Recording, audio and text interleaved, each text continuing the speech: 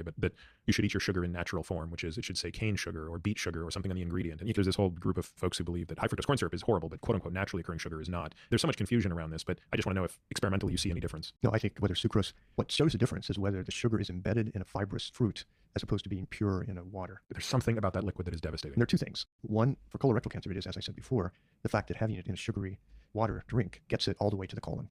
If you had the exact same amount of sugar, but it was embedded in a fibrous fruit like an apple, then none of that fructose would make it to the colon. The transit to this intestine would be so slow that the sugar would get absorbed. But does that increase the risk of cancer in other organs? No, I think this is absolutely unique to colorectal cancer.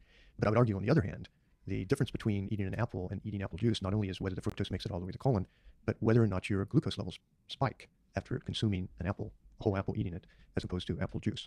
And the answer is, with apple juice, you're going to get a glucose spike for sure. Eating an apple, you may get hardly any change in your glucose because it takes so long to break it down that the absorbance is slow. Well, and you know what I've observed, I don't drink apple juice. I don't drink beverages that have sugar in them. But what I notice is nothing has ever spiked my blood sugar more than a raisin on a per mass basis. You took a fixed mass of raisins and you contrast it with a fixed mass of anything else. It's pretty stark because it doesn't have the water, doesn't have the fiber, doesn't have anything else. And even if you ate, say, compare apple to apple juice, if you did equal grams of glucose, you might even get a similar area under the curve, but where it's going to look different is the apple juice, which you'll get a big spike, and the apple, you'll get a gradual. You're going to have different insulins in response to those. So the glucose AUC could be the same, but the insulin response could be quite different. That's the point. And in my opinion, it's all about insulin. Most endocrinologists worry about the glucose.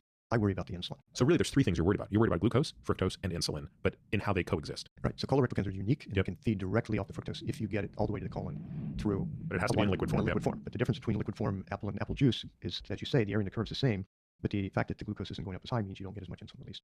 And of course, if it's digested very slowly, the rate at which you're ambient burning glucose in your brain and muscle may be almost equal to the rate at which it gets absorbed in the bloodstream, in which case you hardly see any increase at all. And that means no spike in insulin whatsoever.